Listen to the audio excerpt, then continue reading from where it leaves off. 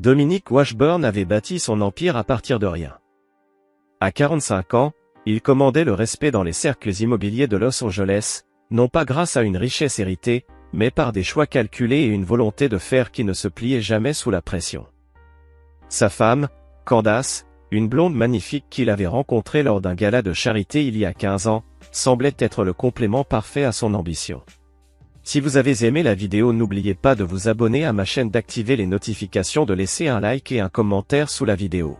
Ensemble, ils avaient élevé 2 enfants, Nathalie, aujourd'hui âgée de 24 ans, sur le point d'épouser son amour d'université à Maui, et Spencer, leur bénédiction inattendue, née lorsque Candace avait 38 ans. Dominic se targuait d'avoir une capacité innée à lire les gens. Dans les affaires, ce dont lui avait rapporté des millions. Il pouvait repérer un menteur au bout de la table de conférence, percevoir la désespoir dans la voix d'un vendeur, et identifier une opportunité là où d'autres ne voyaient que des risques. Ce même instinct avait d'abord attiré son regard vers Candace. Son authenticité, dans un monde saturé de visages artificiels, ou du moins, c'est ce qu'il croyait. La famille Washburn avait toujours donné l'image d'une réussite éclatante. Leur manoir à Bel Air était le lieu de gala de charité qui récoltait des centaines de milliers de dollars pour des hôpitaux pour enfants. L'entreprise de design d'intérieur de Candace, Golden Touch Design, prospérait grâce aux connexions de Dominic, décrochant des contrats avec l'élite d'Hollywood. Leur mariage avait survécu aux tempêtes typiques, le stress lié au travail exigeant de Dominic, la dépression postpartum de Candace après la naissance de Spencer, et les défis généraux de l'éducation des enfants dans l'environnement surchargé de Los Angeles. Mais Dominic avait des règles. Des règles simples, non négociables, qu'il avait apprises de son père, un homme qui avait tout perdu à cause d'un partenaire d'affaires infidèle. La confiance se gagnait, la trahison était impardonnable, et la famille passait toujours en premier. Ces principes avaient guidé chaque décision majeure de sa vie, de ses choix de partenaires commerciaux à sa façon d'aborder la paternité. Alors que leur avion amorçait sa descente vers l'aéroport de Maui, Dominic observa le visage de Spencer appuyé contre la fenêtre, admirant le paradis tropical en contrebas. À 6 ans, Spencer avait une intensité peu commune pour son âge. Les enseignants le décrivaient comme étant plus perspicace que ses camarades, et Dominic avait remarqué que son plus jeune fils semblait percevoir les tensions dans les pièces avant même que les adultes ne les reconnaissent. « Papa, tu danseras avec moi au mariage de Nathalie ?» demanda Spencer, tournant les yeux vers lui, ses grands yeux bleus, si semblables à ceux de Dominic, pleins de sérieux. « Bien sûr, mon petit. On montrera à tout le monde comment les hommes Washburn dansent, » répondit Dominic, ébouriffant les cheveux sable de son fils. Candace était assise de l'autre côté du couloir, absorbée par les détails des préparatifs du mariage sur sa tablette. Elle avait semblé distante pendant le vol, prétextant du stress à cause des derniers arrangements. Dominic avait attribué cela au traditionnel frisson d'avant-mariage et à son tempérament perfectionniste.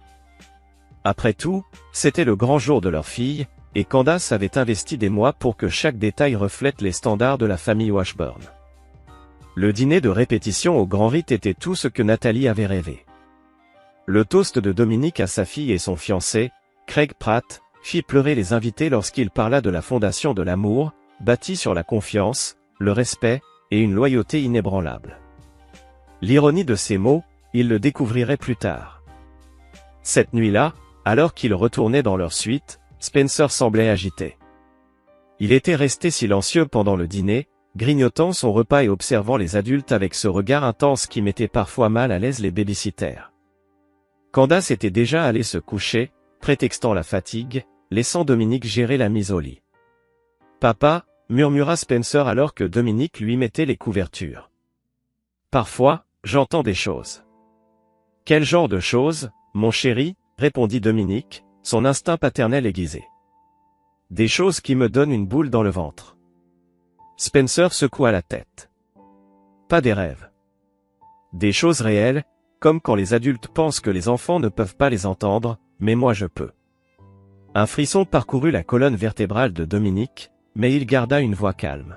« Qu'est-ce que tu as entendu qui te fait peur ? » ?»« Je ne peux pas dire, mais promets-moi quelque chose, papa. » »« Tout ce que tu veux, Spencer. Promets que tu protégeras toujours notre famille.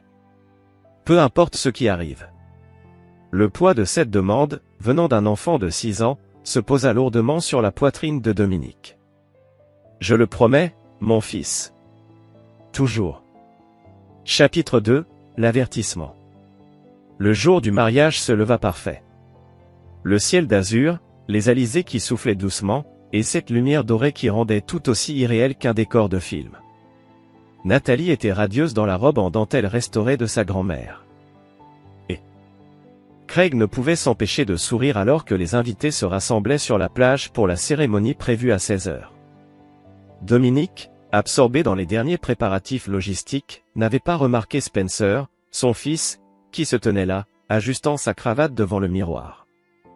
Le visage du garçon était pâle, une gravité inhabituelle remplaçant son attitude enjouée, presque enfantine. « Papa, il faut que tu partes immédiatement pour Los Angeles. » La déclaration de Spencer était si inattendue, si urgente, que Dominique faillit laisser tomber ses boutons de manchette.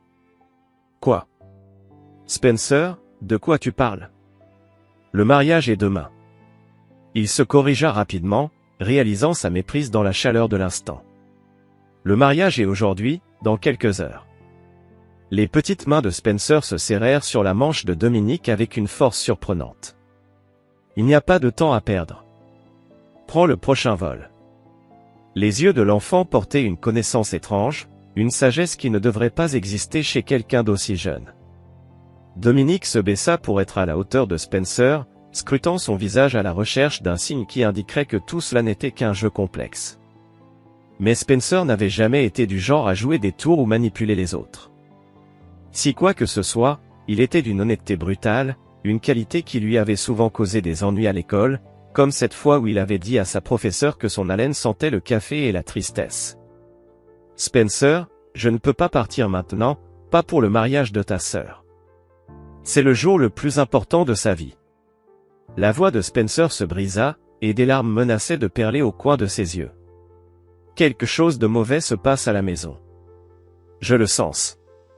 Il faut que tu partes maintenant avant qu'il ne soit trop tard. L'intensité de l'imploration de son fils glaça Dominique jusqu'aux os. Son enfant n'était pas du genre à faire des scènes ou à chercher l'attention. Quand Spencer disait quelque chose, c'était sérieux.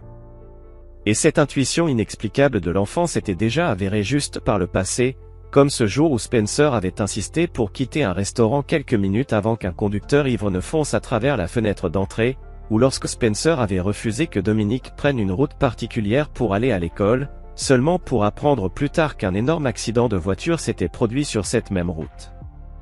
Le téléphone de Dominique vibra.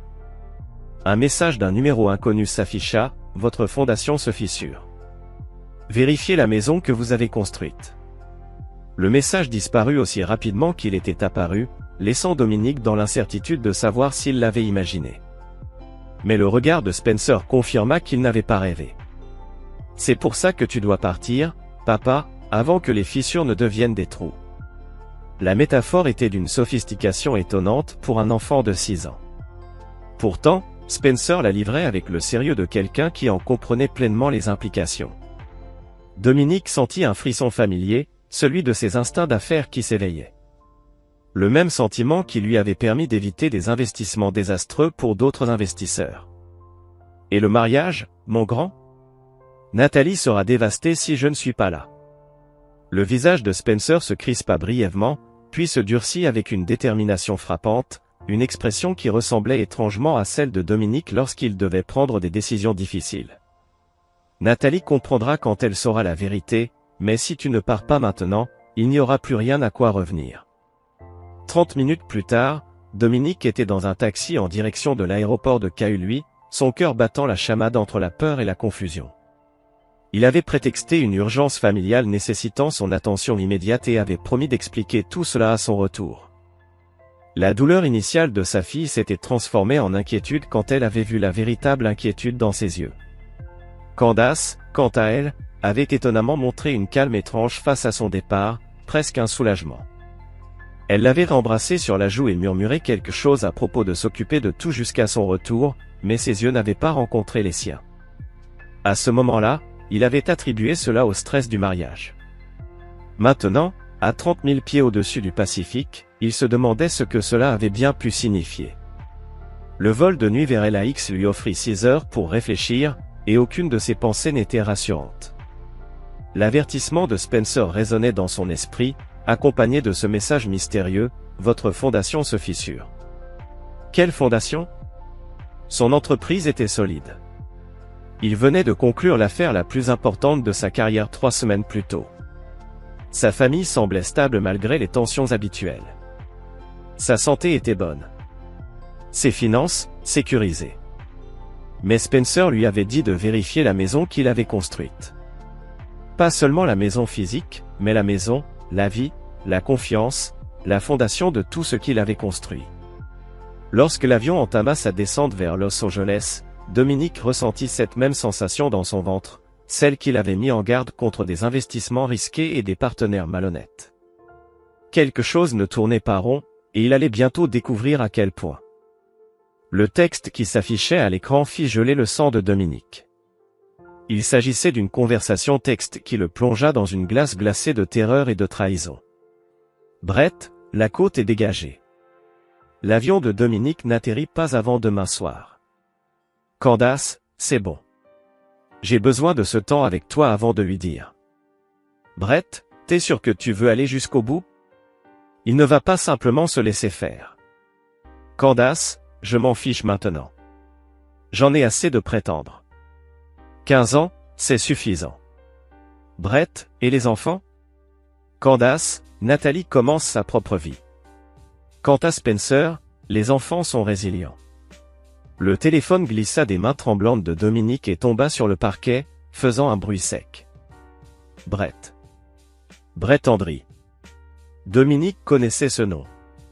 C'était le partenaire d'affaires de Candace chez Golden Touch Design, un ancien acteur au charisme de vendeur de tapis, devenu designer d'intérieur une fois que son apparence commença à se faner.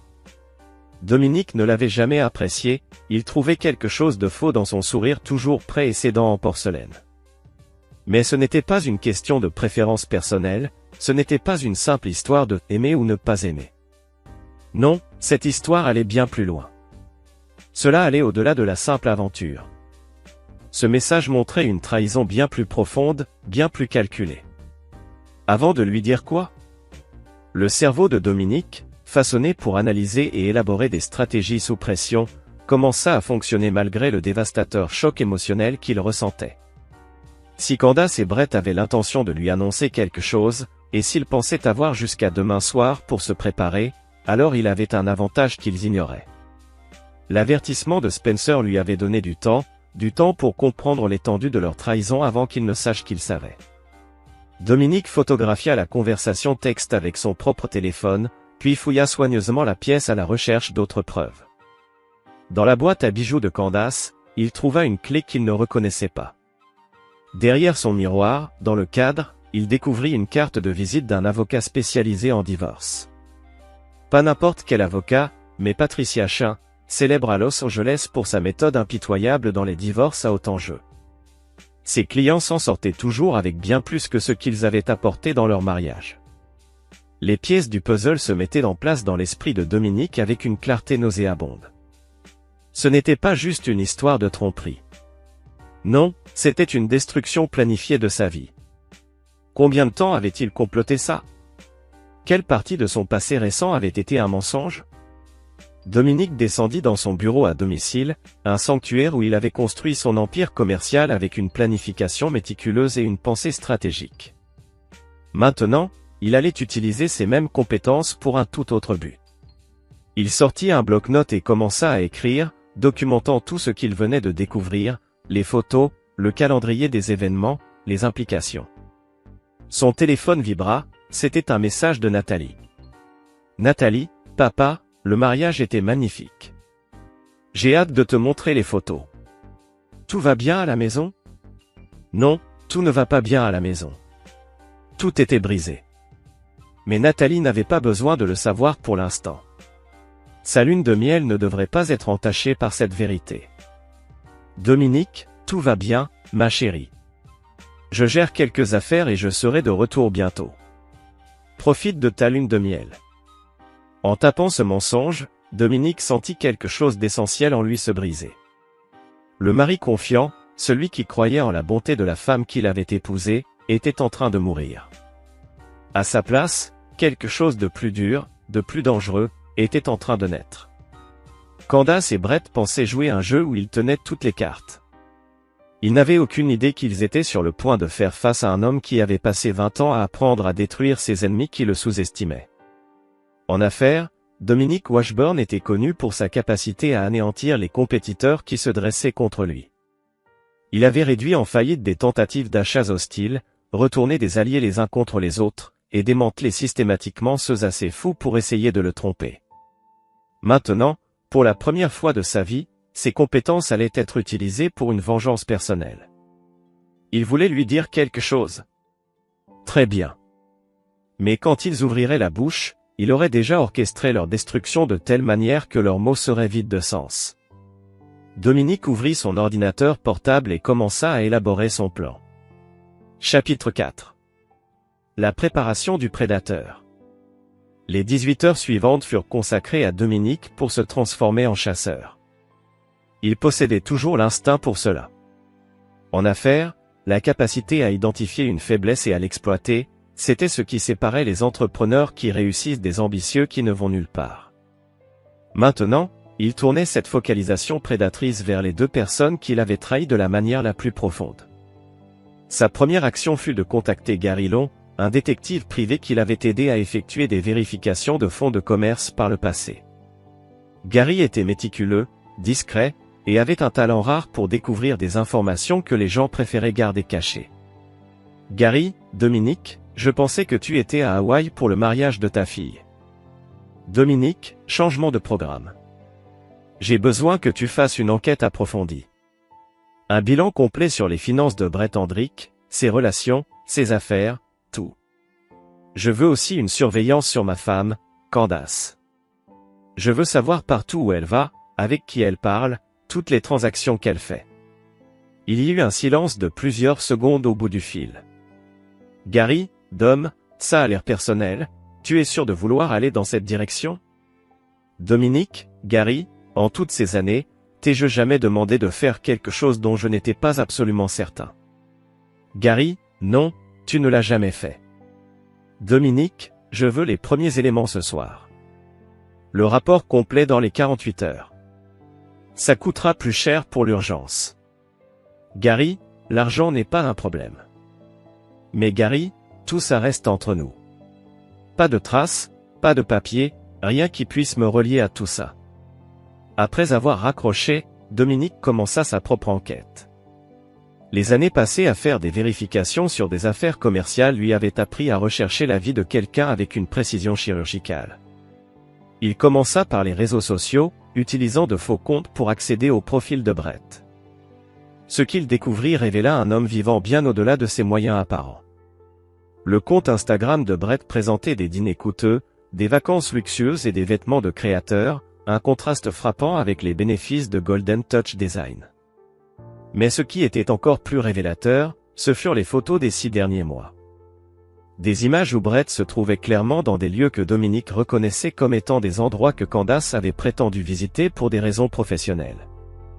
Une photo, prise il y a 3 semaines, montrait Brett au Four Seasons de San Francisco, une coupe de champagne à la main, avec des doigts manucurés visibles à l'angle de l'image. Candace se trouvait à San Francisco ce même week-end, soi-disant pour rencontrer un client. La manucure était distincte, avec des pointes françaises et un petit diamant sur l'annulaire, exactement comme celle que Candace avait fait faire lors de sa dernière visite chez son salon habituel. Dominique croisa les dates et les lieux, établissant une chronologie de mensonges qui remontait à près de 8 mois. Chaque voyage d'affaires, chaque réunion tardive avec un client, chaque urgence de week-end nécessitant l'attention de Candace, tout correspondait parfaitement avec la présence de Brett sur les réseaux sociaux. Mais cette chronologie révéla quelque chose d'encore plus perturbant. Il y a 8 mois, Candace avait proposé qu'ils mettent à jour leur planification successorale. Elle avait insisté pour qu'ils révisent leur testament, arguant que leur richesse croissante nécessitait des arrangements plus sophistiqués. À l'époque, sa logique lui semblait solide, et Dominique avait accepté les changements qu'elle avait proposés après ses recherches. Aujourd'hui, Il sortit ses documents et les examina d'un œil neuf. Les révisions n'étaient pas simplement des mises à jour. Elles étaient des manœuvres stratégiques qui laisseraient Candace aux commandes d'actifs significatifs si quelque chose lui arrivait. De plus, elle avait insisté pour souscrire des polices d'assurance vie qui feraient d'elle une veuve fortunée. La réalisation le frappa comme un coup physique. Ce n'était pas juste une question de le quitter pour un autre homme. C'était une tentative de tout lui prendre, et possiblement, de s'assurer qu'il ne pourrait pas se défendre. Son téléphone vibra. Le nom de Gary s'afficha à l'écran. « J'ai quelques informations préliminaires, et Dom, tu n'aimeras pas ce que tu vas entendre. Dis-moi. Brett Andry vit à crédit depuis 1 an. Il a des dettes de jeu envers des gens très peu recommandables. Le genre de personne qui n'accepte pas les plans de paiement. On dit qu'il est désespéré pour un gros coup pour s'en sortir. Quelle taille les dettes? Plus de 2 millions. Et voici le pire. Il y a 3 mois, quelqu'un a payé une grosse partie de ses dettes. Transaction en espèces, source introuvable. La mâchoire de Dominique se crispa. Il y a 3 mois, Candace avait liquidé une partie de ses investissements personnels, prétendant vouloir diversifier leur portefeuille. La somme était considérable, suffisamment pour apurer une partie des dettes de jeu de Brett. Il y a autre chose, continua Gary. J'ai contacté une source à la LAP. Ta femme a posé des questions sur les lois de violence domestique en Californie. En particulier, elle voulait savoir comment les ordonnances de protection affectent la division des biens dans le cadre d'un divorce. L'implication était claire et terrifiante. Candace ne se contentait pas de le quitter. Elle comptait détruire sa réputation dans le processus. Une accusation de violence domestique, même fausse, dévasterait ses relations d'affaires et lui donnerait un avantage dans les négociations du divorce, le laissant financièrement ruiné. Gary, je veux une surveillance 24 heures sur 24 sur eux deux, immédiatement. Je veux savoir ce qu'il prépare, quand il le prépare et qui d'autre est impliqué. Considère cela fait. Mais Dom, si ce qu'il prévoit est ce que je crois, tu dois être très prudent dans ta réponse. Un faux pas et il pourrait renverser la situation contre toi. Après avoir raccroché, Dominique resta assis dans son bureau, les ombres de l'après-midi s'étirant sur le sol en bois. La maison semblait un mausolée maintenant, chaque pièce contaminée par la connaissance de la trahison de Candace. Mais sous la douleur et la colère, son esprit stratégique fonctionnait déjà. Si Candace et Brett voulaient jouer à un jeu de destruction, il allait leur montrer ce qu'était un véritable prédateur. Ils avaient passé des mois à planifier leur attaque, croyant détenir tous les avantages. Mais ils avaient fait une erreur fatale. Ils avaient sous-estimé l'homme qu'ils tentaient de détruire. Dominique ouvrit son ordinateur portable et commença à rédiger les premières étapes de ce qui allait devenir leur anéantissement complet. Lorsqu'il en aurait terminé avec eux, il comprendrait pourquoi il n'avait jamais perdu une guerre d'affaires en 20 ans. Certaines leçons ne pouvaient être apprises que par une défaite totale. Chapitre 5, les titans du web. Le téléphone de Dominique vibra à 6h47 du matin, un message de Gary. Il bouge. Rencontre au château Marmont dans 1 heure. L'avocat sera là. Parfait. Alors que Candace et Brett pensaient orchestrer la prochaine phase de leur plan, Dominique avait déjà 3 coups d'avance. Il avait passé la nuit à préparer ce qui allait devenir leur chute, en utilisant des ressources et des connexions qu'ils ignoraient même. Son premier appel fut à Dean Robinson, un expert comptable spécialisé dans les enquêtes financières complexes. Dean avait aidé Dominique à exposer des partenariats frauduleux dans le passé, et le travail de Dominique était toujours suffisamment rigoureux pour tenir devant un tribunal. Mais aujourd'hui, il avait une tâche plus complexe à accomplir. Dean, j'ai besoin que tu procèdes à un audit complet de Golden Touch Design. Je veux que chaque transaction, chaque paiement client, chaque dépense d'entreprise soit examinée. Je suis particulièrement intéressé par les irrégularités survenues ces 8 derniers mois. Est-ce pour une acquisition éventuelle? Demanda Dean, intrigué. Quelque chose comme ça. Combien de temps pour commencer? Répondit Dominique. Je peux te faire une analyse préliminaire d'ici la fin de la journée, si tu accélères la paperasse. Le second appel de Dominique fut adressé à son propre avocat, Albert Small. Un homme dont la réputation pour son efficacité implacable dans les affaires juridiques de haute volée était légendaire à Los Angeles.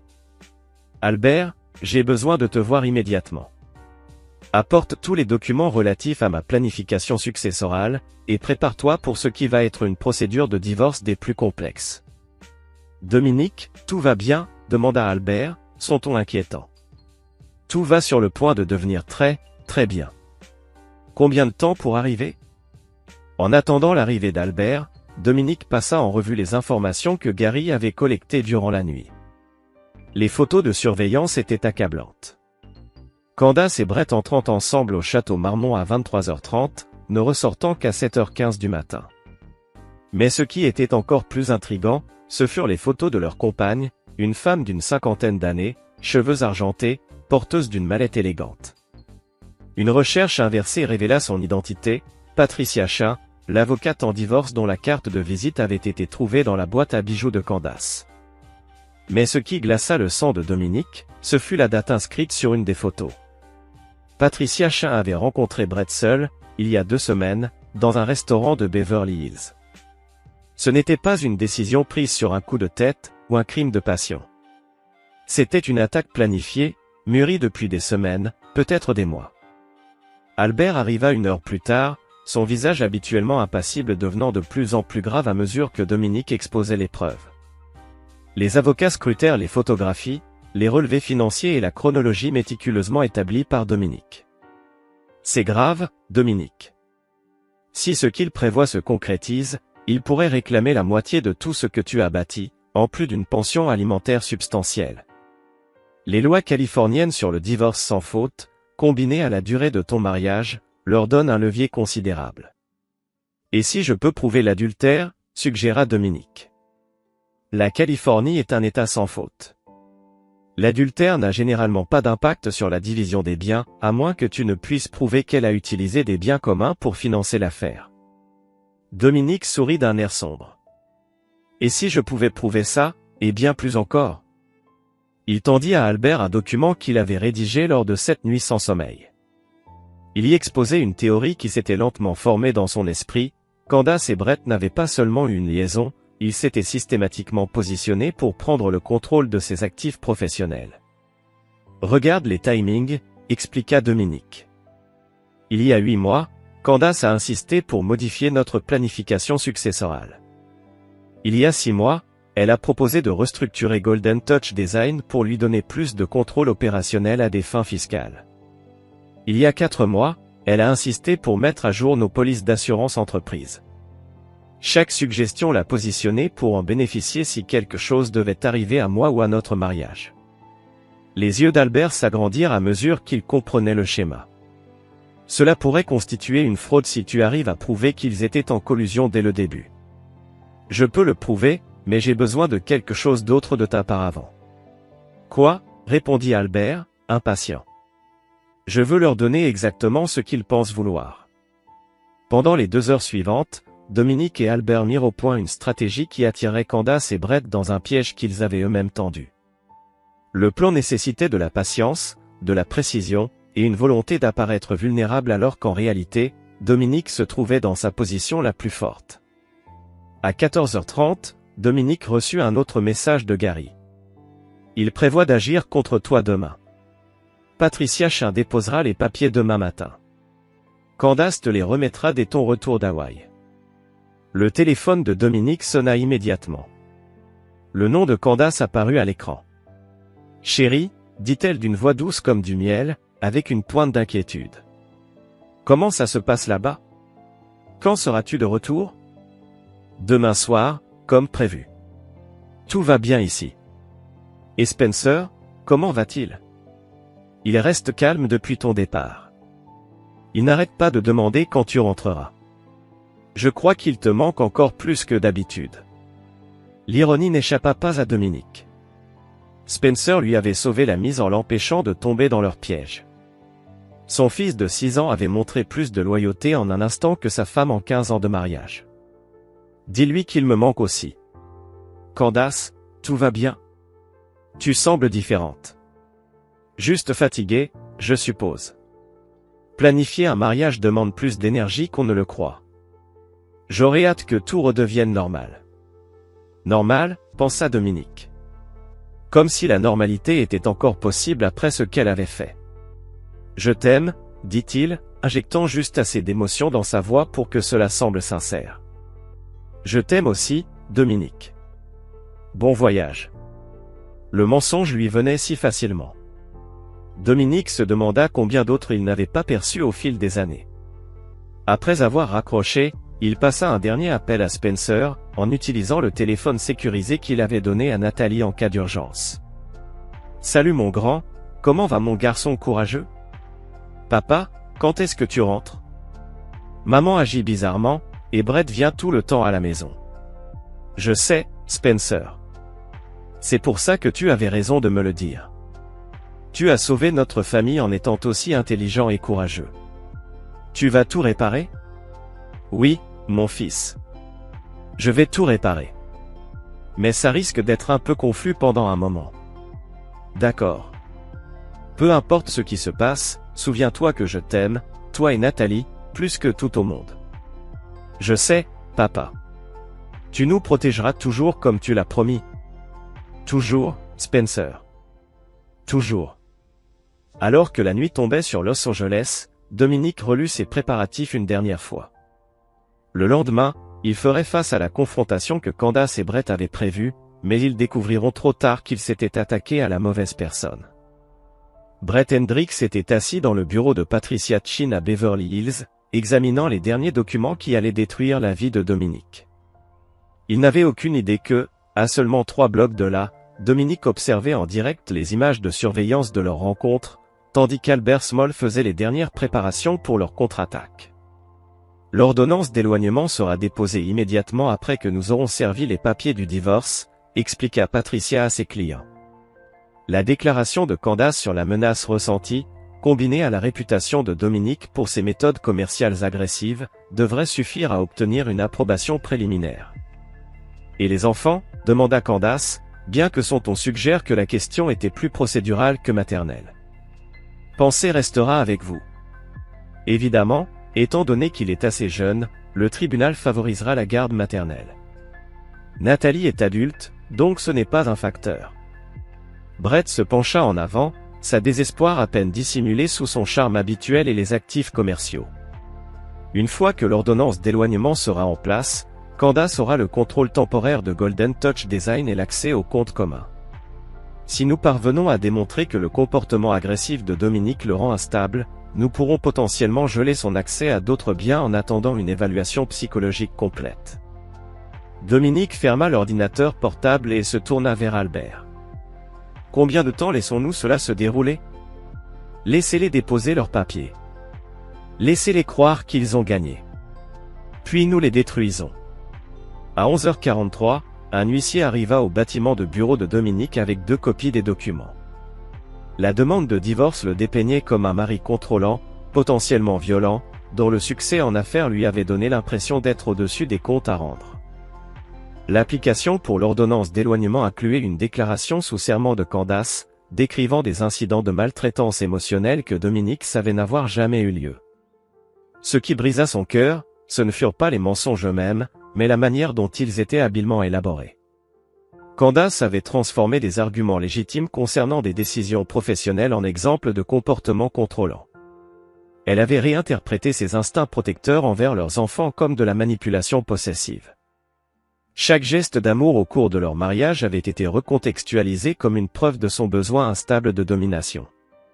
Mais ce qui le mit hors de lui, c'était le dernier paragraphe de sa déclaration: « Je crains pour la sécurité de mon fils s'il continue d'être exposé au comportement de plus en plus erratique de son père. » Des incidents récents m'ont convaincu que l'état mental de Dominique a dégénéré à tel point qu'il représente une menace réelle pour le bien-être de notre famille. Ils essayaient de lui enlever Spencer. Le fil qu'il avait sauvé de cette embuscade était maintenant utilisé comme une arme contre lui. Le téléphone de Dominique vibra avec un message de Candace: « Je viens d'apprendre qu'on t'a remis des papiers à ton bureau. Je suis tellement désolé que cela se produise. Rentre à la maison pour qu'on en parle. » La performance était magistrale. Elle se présentait comme la femme surprise et préoccupée, tout en s'assurant qu'il reviendrait à la maison où il pourrait lui servir les papiers en personne et compléter leur piège. Dominique répondit, prenant un vol de retour plus tôt que prévu, et atterrit à 18 h. Nous devons régler ça ensemble. Bien sûr, chérie, je t'attendrai. À 16 h 30, Dominique entra dans sa maison pour la deuxième fois en 3 jours. Mais cette fois, il n'était pas seul. Partout sur la propriété, des dispositifs de surveillance installés par Gary enregistraient chaque mot de la confrontation à venir. Albert attendait dans une voiture à 3 blocs de là, prêt à agir dès que Dominique donnerait le signal. Candace se trouvait dans le salon, parfaitement installée dans une pose de vulnérabilité blessée. Elle avait soigneusement choisi sa tenue, un pull doux qui la faisait paraître plus petite, un maquillage minimal qui suggérait qu'elle avait pleuré, et ses cheveux légèrement éparpillés comme si elle avait passé ses mains dedans dans un moment de détresse. « Dominique, merci Dieu, tu es là. Je ne comprends pas ce qui se passe. Ces papiers. Je sais pour Brett. » Les mots la frappèrent comme un coup physique. Pendant un instant, son masque soigneusement élaboré se fissura, révélant quelque chose de froid et de calculateur sous-jacent. Puis, aussi vite, elle réajusta son expression en une de confusion blessée. « Que veux-tu dire par Brett ? » ?»« Dominique, de quoi parles-tu ? » ?»« Je sais pour l'affaire. Je sais pour les préparatifs. Je sais pour Patricia Chin. » Le visage de Candace pâlit, mais elle se redressa avec une rapidité impressionnante. « Dominique, tu me fais peur. Tu ne fais pas de sens. Peut-être qu'on devrait t'appeler le docteur Stevens. Arrête ton numéro, Candace. J'ai vu les messages. J'ai vu les relevés financiers. Je sais pour les dettes de jeu de Brett. » Chapitre 7.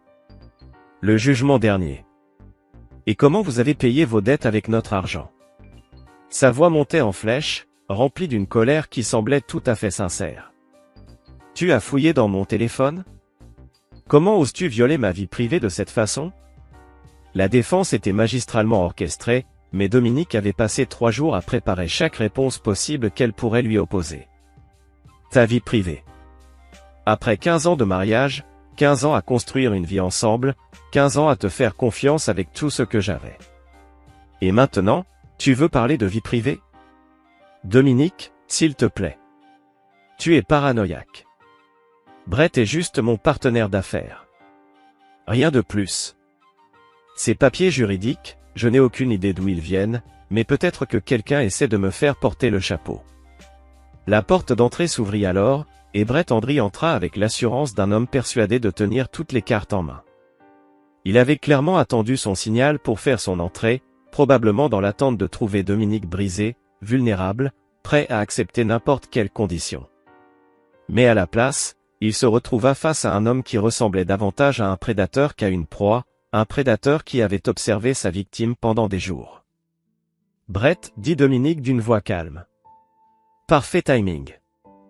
Nous étions justement en train de discuter de ton problème de jeu. » L'expression soigneusement répétée de surprise et d'inquiétude de Brett se dissipa instantanément. « Dom, je pense qu'il y a eu un malentendu. » Le seul malentendu, c'était le sien. Je t'ai cru être un designer d'intérieur à succès modéré, avec une petite société en partenariat avec ma femme. Ce que tu es réellement, c'est un joueur désespéré qui a séduit ma femme dans le but de voler tout ce que j'ai construit.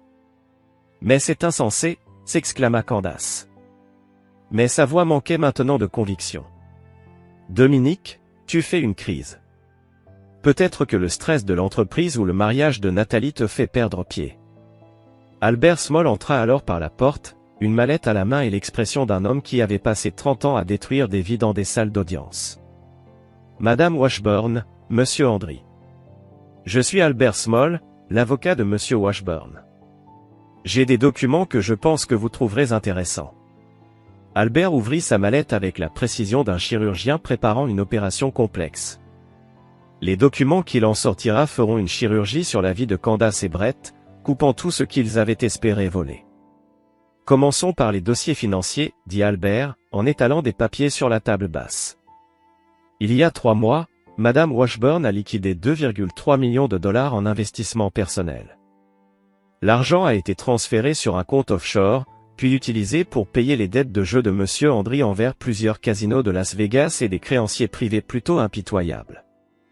Le visage de Candace devint livide, mais elle se ressaisit une dernière fois.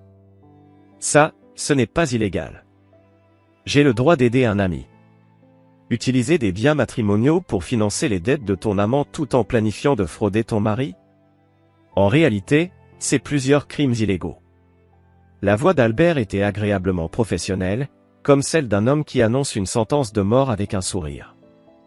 Mais nous n'en avons que pour commencer. Il sortit un autre ensemble de documents. Voici une analyse judiciaire des livres de Golden Touch Design sur les 8 derniers mois. Monsieur Andry a systématiquement surfacturé ses clients et mis la différence dans sa poche. Normalement, cela serait considéré comme un simple détournement de fonds. Cependant, puisque Madame Washburn a validé ses factures, cela devient une conspiration en vue de commettre une fraude. Brett cessa de chercher à maintenir son calme. Tu ne peux pas prouver que j'étais au courant de tout ça. Peut-être que Candace manipulait les livres sans me le dire. Ah, la loyauté parmi les voleurs, dit Dominique. Comme tu laisses tomber ta complice dès que les choses deviennent difficiles. Albert poursuivit méthodiquement sa destruction. L'accusation de conspiration est appuyée par ces photos de surveillance, montrant vous deux, Madame Washburn et vous, Monsieur Andry, en réunion avec des clients, discutant des prix et célébrant ensuite votre tromperie réussie. Le comportement observé indique clairement une collusion continue. Candace trouva enfin sa voix, mais elle sortit sous forme de murmure. Que voulez-vous? Que je veux? La voix de Dominique était douce, mais terriblement menaçante. Je veux que tu comprennes ce que tu as fait. Tu as détruit un mariage de 15 ans. Tu as traumatisé nos enfants. Tu as trahi toutes les promesses que tu m'avais faites. Et tu as tout fait pour de l'argent et pour un homme qui a essayé de tout rejeter sur toi. Candace, s'il te plaît.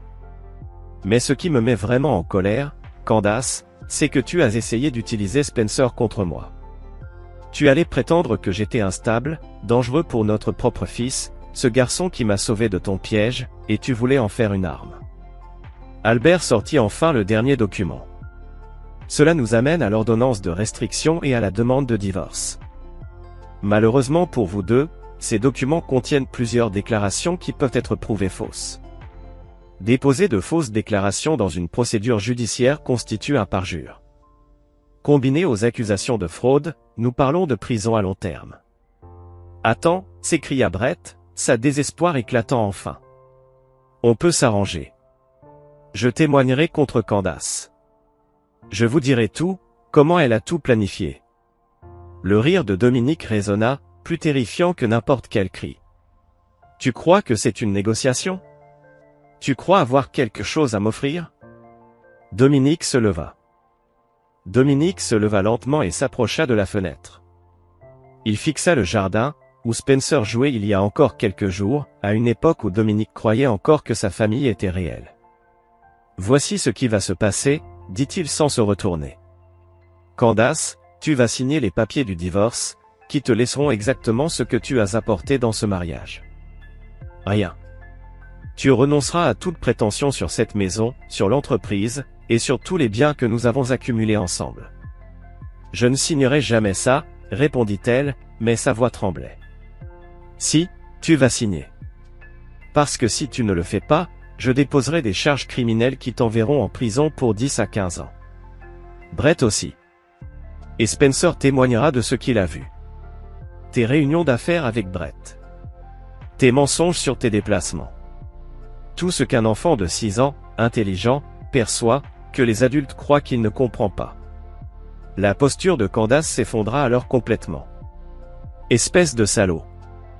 Manipulateur, contrôlant salaud.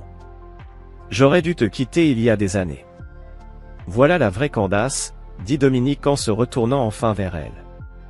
Pas la femme aimante, pas la mère dévouée, pas la femme d'affaires réussie. Juste une femme avide et égoïste, prête à détruire sa famille pour de l'argent. Albert déposa une épingle à côté des papiers sur la table basse. Madame Washburn, ces documents vous offriront une sortie propre. Pas de charges criminelles, pas d'humiliation publique, pas de prison. Tout ce que vous avez à faire, c'est de signer et de partir. Et si je ne le fais pas, demanda Candace, défiant. Le sourire de Dominique devint glacial. Alors, je vous détruirai tous les deux tellement complètement que, quand j'en aurai fini, vous souhaiterez ne jamais être né. J'utiliserai toutes mes connexions, toutes mes ressources, toutes les armes à ma disposition. Je ferai en sorte que vous ne travailliez plus jamais dans cette ville. Je ferai en sorte que tout le monde sache exactement ce que vous êtes et ce que vous avez fait. Tu ne peux pas faire ça, dit Candace, choquée. J'ai passé 20 ans à apprendre à détruire ceux qui tentent de me duper. La seule différence, c'est qu'ici, c'est personnel. Et cela ne me rend pas plus miséricordieux. Cela me rend plus méthodique. Brett, qui était resté silencieux jusqu'à présent, prit soudain la parole. Et moi ? Dominique tourna son attention vers l'homme qui avait contribué à détruire son mariage. Brett, tu vas signer une confession détaillant ton rôle dans cette fraude. Tu vas rendre chaque centime que tu as volé aux clients de ma femme. Et ensuite, tu vas quitter Los Angeles et ne jamais revenir. Et si tu ne le fais pas, alors tu expliqueras à l'inspecteur Anthony O'Connor de la LAPD exactement comment tu as organisé des escroqueries financières. Il attend dehors, au fait. La décision t'appartient. Signer les papiers et quitter la ville, ou le laisser t'arrêter pour fraude, complot et extorsion. Albert vérifia l'heure. Tu as 5 minutes pour décider. Après cela, l'offre expire et nous procéderons avec les accusations criminelles. Le silence dans la pièce n'était interrompu que par les sanglots de Candace et la respiration lourde de Brett. Chaque mouvement qu'ils avaient soigneusement planifié, chaque manœuvre calculée, avait été retourné contre eux avec une précision chirurgicale. À 4 minutes et 30 secondes, Candace saisit le stylo. Chapitre 8. Le prix de la trahison. La main de Candace tremblait tandis qu'elle signait les papiers. Chaque signature était un clou supplémentaire dans le cercueil de la vie qu'elle avait tenté de voler. Brett avait déjà signé sa confession et son accord de plaidoirie. Sa bravade initiale avait été remplacée par le désespoir d'un homme qui avait tout risqué et avait perdu. Il y a encore une chose, dit Dominique après qu'Albert ait récupéré les documents signés. Spencer. Candace leva les yeux vers les papiers, les traces de mascara coulant sur ses joues. Qu'en est-il de lui ? Tu vas lui dire au revoir. Tu vas lui expliquer que tu as fait de très mauvais choix et que tu ne vivras plus ici. Et tu vas le faire d'une manière qui ne le traumatise pas plus que ce que tu as déjà fait. Il est aussi mon fils. Non. La voix de Dominique trancha cette protestation comme une lame. Tu n'es plus sa mère depuis le moment où tu as décidé de l'utiliser comme une arme contre moi. Tu aurais détruit la relation de ce garçon avec son père pour cacher tes crimes. Une vraie mère protège ses enfants. Toi, tu étais prête à sacrifier le tien pour de l'argent. Brett se leva d'un coup, tremblant, probablement dans l'espoir de fuir avant que les choses ne s'aggravent pour lui. Dom, je suis désolé.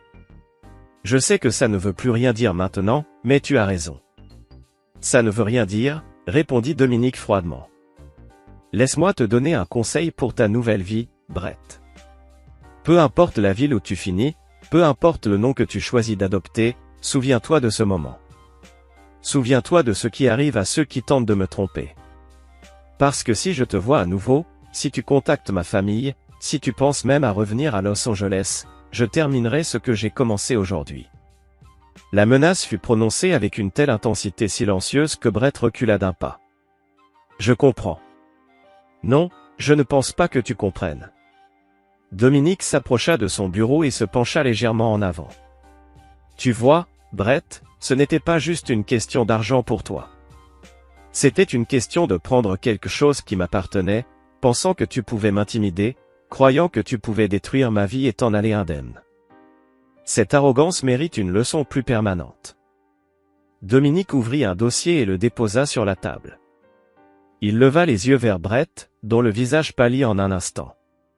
J'ai eu 48 heures pour tout savoir sur toi, Brett.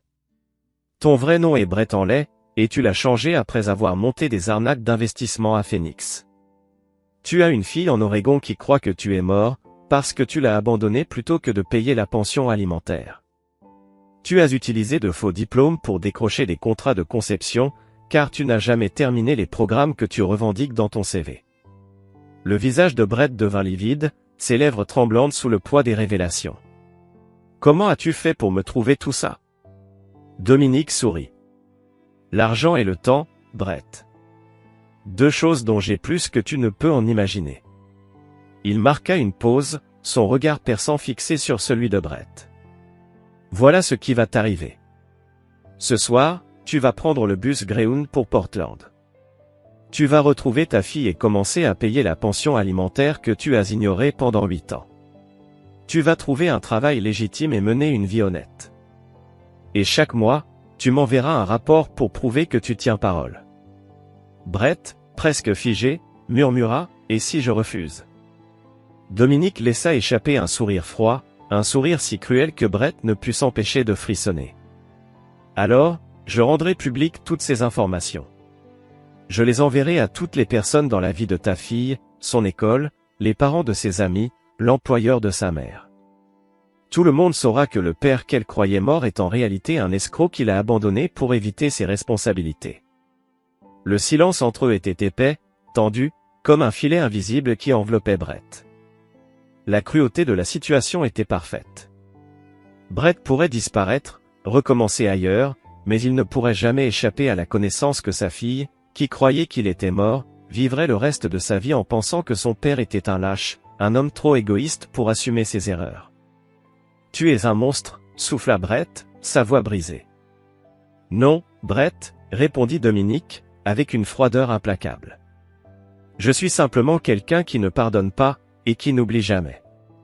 Tu passeras le reste de ta vie à prouver que tu as appris cette leçon. » Albert, le collègue de Dominique, s'éclaircit la gorge, manifestant la nécessité de clore cette affaire. Si Monsieur Hendricks pouvait bien rassembler ses affaires et s'en aller, nous devons finaliser les arrangements de Madame Washburn. Après que Brett ait trébuché en portant sa valise et en emportant la ruine de sa vie avec lui, Dominique tourna son regard vers Candace. Elle était assise sur le canapé, brisée, semblant une poupée égarée, avec tout ce qu'elle avait espéré s'effondrant autour d'elle. « Alors, où vas-tu aller ?» demanda Dominique, avec un ton qui n'était ni curieux ni concerné, mais simplement désintéressé. « Je ne sais pas. Peut-être chez ma sœur à Phoenix. » La sœur qui t'a dit, il y a 3 ans, que tu avais de la chance d'avoir un homme comme moi. Celle qui t'a dit que tu étais folle de risquer ton mariage pour quoi que ce soit. Cette sœur-là. Les larmes fraîches de Candace confirmèrent que, oui, cette sœur allait lui offrir un confort glacé. Tu vois, Candace, je veux que tu comprennes une chose.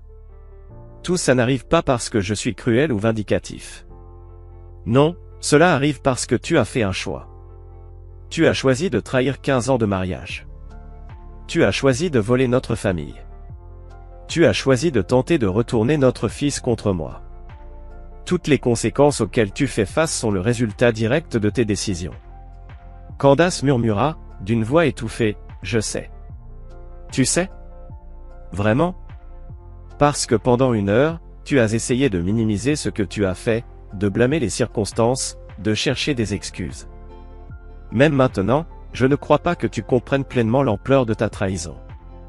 Dominique s'assit en face d'elle, et, pendant un instant, son ton résonna avec l'écho de l'homme qu'il avait autrefois aimé. On aurait pu avoir tout, Candace. Je t'aurais tout donné. Tout ce que tu avais à faire, c'était être fidèle. Tout ce que tu avais à faire, c'était être honnête. Elle tenta de protester, mais Dominique leva la main pour l'interrompre. Voici ce que j'ai appris sur toi ces 3 derniers jours, Candace. Tu n'es pas mauvaise, tu es juste faible. Tu n'es pas stupide, tu es juste égoïste. Et tu n'es pas incapable d'aimer, tu es simplement incapable de sacrifice. Ce sont des défauts de caractère que nous aurions pu surmonter si tu avais été honnête. Mais à la place, tu as choisi la tromperie, le vol et la trahison. Candace, pour la première fois, sembla véritablement touchée. « Je suis désolé, » murmura-t-elle, et cette fois, il semblait qu'il y avait quelque chose de sincère dans ses mots. « Je sais que tu le es, » répondit Dominique froidement. « Tu es désolé d'avoir été prise. Tu es désolé que ton plan ait échoué. Tu es désolé de perdre tout. Mais je ne crois pas que tu sois désolé pour ce que tu as fait à notre famille. La voix de Spencer se fit entendre du haut des escaliers. Papa, est-ce que maman part maintenant? Les deux parents levèrent les yeux pour voir leur fils de 6 ans debout sur le palier, toujours en pyjama, tenant son éléphant en peluche. Son visage n'exprimait aucune surprise, aucune confusion, seulement la résignation d'un enfant qui avait compris la vérité bien avant que les adultes ne l'admettent. Oui, mon garçon. Maman s'en va. Spencer descendit les escaliers avec la gravité de quelqu'un bien plus vieux. Tu es triste, papa. Dominique soupira, un sourire triste sur les lèvres. Je suis triste pour certaines choses, mais pas pour d'autres. Je suis triste que notre famille ne soit plus la même. Mais je ne suis pas triste de ne plus avoir de mensonges. Spencer acquiesça solennellement puis s'approcha de Candace. Au revoir, maman. Elle s'agenouilla pour le prendre dans ses bras, et, pendant un instant, elle n'était qu'une mère qui disait adieu à son enfant. Je t'aime, Spencer. Je sais, répondit-il simplement. Mais tu aimes d'autres choses plus.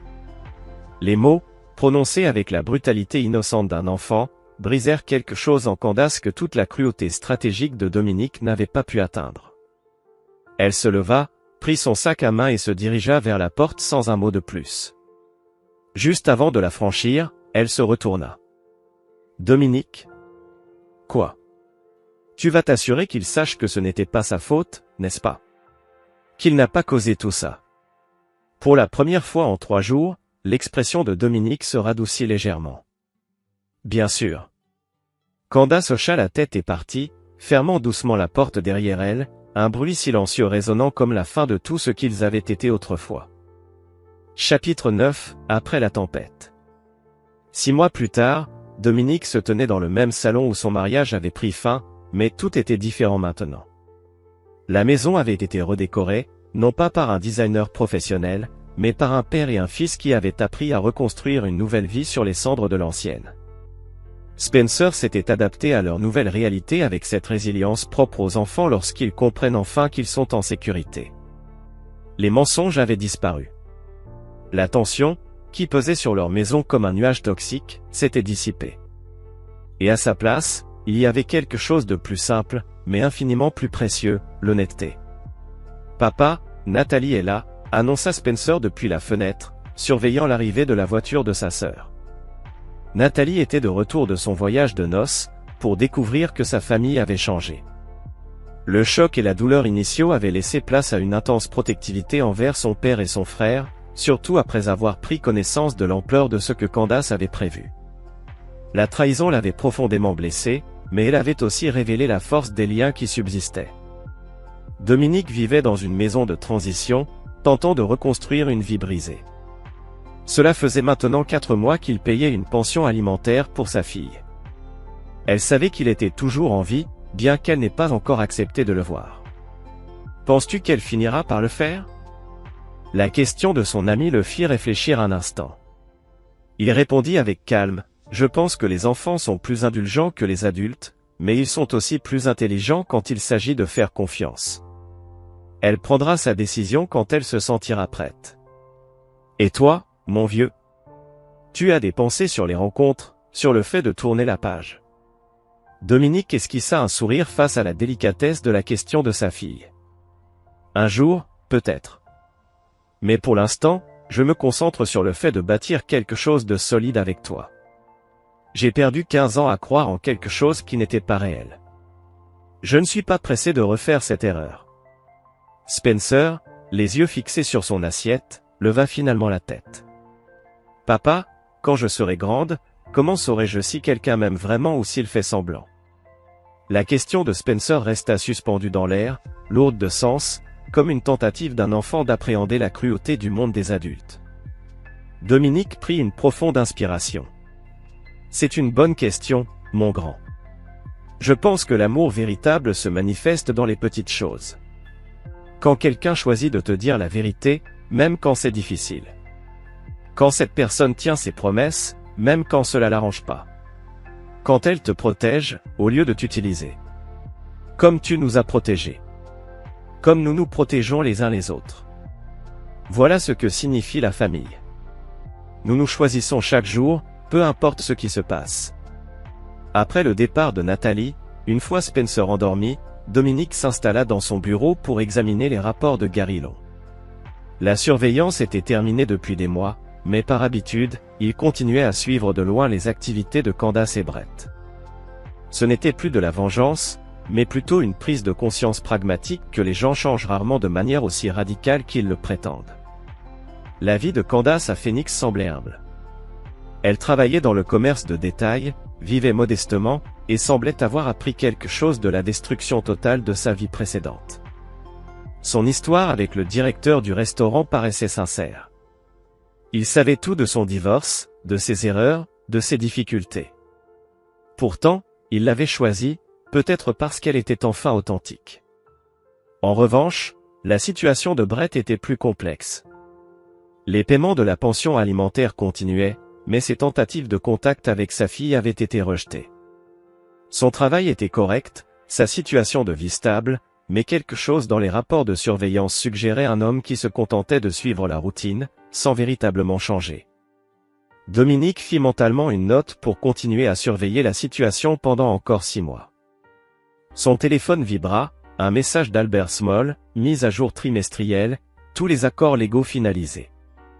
Aucun problème en suspens. Les deux parties respectent leurs engagements. Bien, pensa Dominique. La machine légale qui avait démantelé leur vie continuerait à veiller à ce qu'elle reste détruite, si Candace et Brett choisissaient de répéter leurs erreurs. Un coup à la porte de son bureau interrompit ses pensées. Spencer se tenait là, tenant son éléphant en peluche. « Je n'arrive pas à dormir, papa. Je pensais à maman. » Dominique posa ses papiers et lui fit signe de s'approcher. « Et alors? Que penses-tu d'elle? Penses-tu qu'elle nous manque? » Spencer s'assit dans le fauteuil à côté du bureau. « Je pense qu'elle nous manque, mais seulement en partie. Elle nous manque en tant que mère, et elle regrette la vie confortable qu'on avait. Mais Spencer, elle ne nous manque pas assez pour nous avoir choisis quand ça comptait vraiment. » Spencer se blottit plus près de son père, cherchant du réconfort. « Je suis content que tu nous aies choisis. » Dominique le regarda tendrement. « Je ne t'ai pas seulement choisi, Spencer. C'est toi qui nous as sauvés. Si tu ne m'avais pas dit de revenir cette nuit-là, je serais tombé dans leur piège. Tu as protégé notre famille. » Le garçon le regarda, plein de curiosité. « Papa, tu m'apprendras à protéger les familles quand je serai grand. » Dominique sourit. Son fils, ce petit garçon sage qui comprenait plus à 6 ans que bien des adultes en toute une vie. « Je vais t'apprendre tout ce que je sais sur la manière de reconnaître les personnes dignes de confiance et celles qui ne le sont pas. Je vais t'apprendre à bâtir quelque chose de réel, et à le défendre. Je vais aussi t'apprendre que la loyauté, ce n'est pas juste aimer les gens, c'est les choisir chaque jour, surtout quand c'est difficile. Même quand ils font des erreurs. Mais Spencer, il y a une différence entre faire des erreurs et choisir de blesser les gens.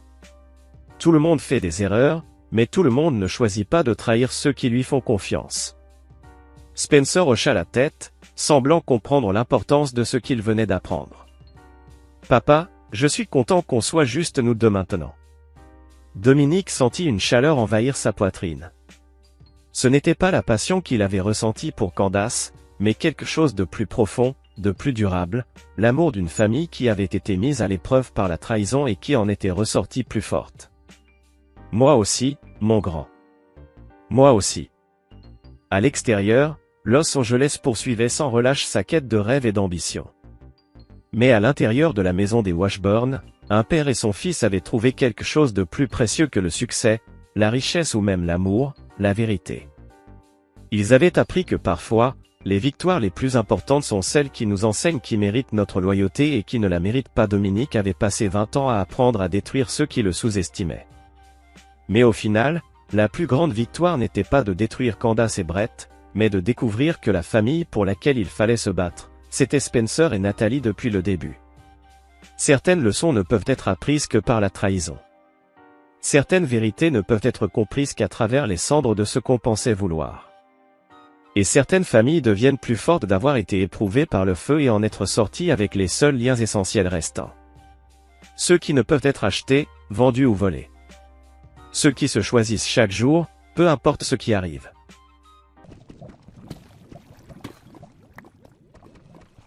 Quirky spaceman goes to space and is hot.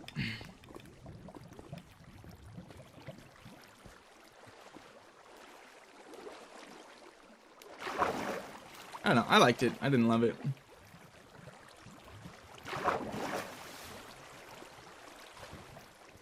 Did you read the book? I did not read the book. I don't read. Come on now. What do you think this is? Haha, next TikTok, please.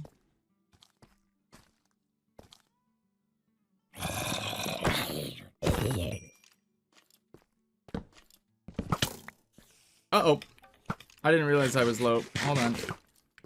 I'm gonna see if I can avoid having a gapple here. Okay. If it wasn't released in the last year, it's not worth watching. Crazy take. Uh-oh, things are getting heated in the chat room.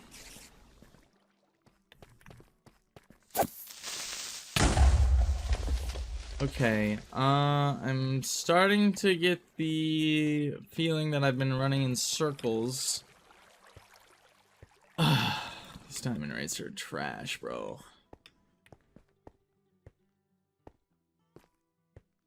I'm now too far up. Okay, this looks promising. Oh, this looks very promising.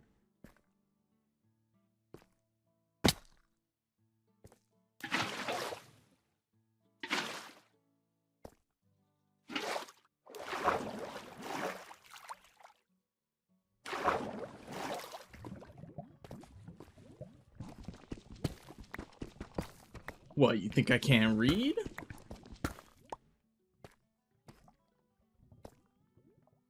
I think our music tastes align more than it doesn't. Yeah, that's fair.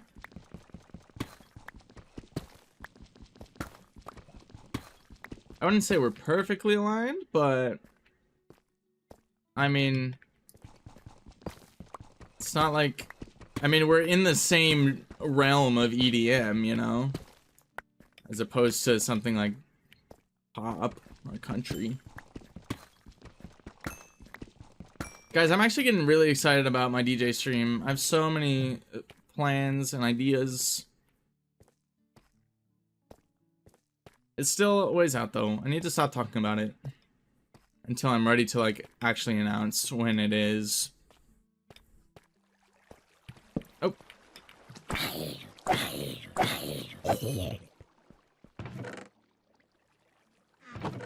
Might only be 51%, but it's still a majority. That's true. You know, let me grab these two. Okay.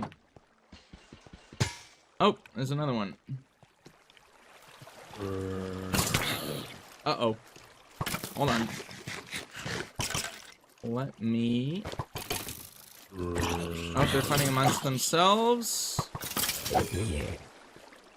But... Oh, they killed each other. Well...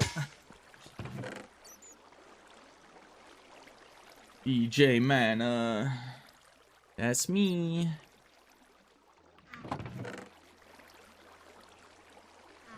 Okay.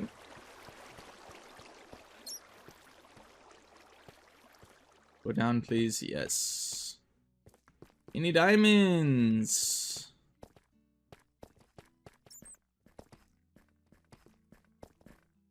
Yes.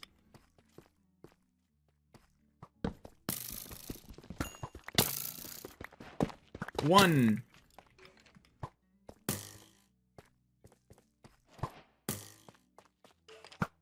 Well, I've been in the caves a lot longer than I wanted to be, but I mean, what can you do?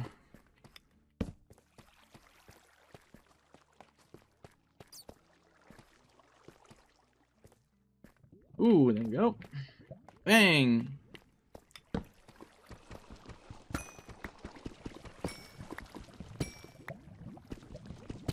Welcome to my mine. We are mining diamonds. Oh, let's go. Look at this vein. Oh, this is what we needed. Holy, we are mining diamonds. Oh, yes. I didn't already make a chest plate, right? Definitely not. Evil Clay. My rural chum.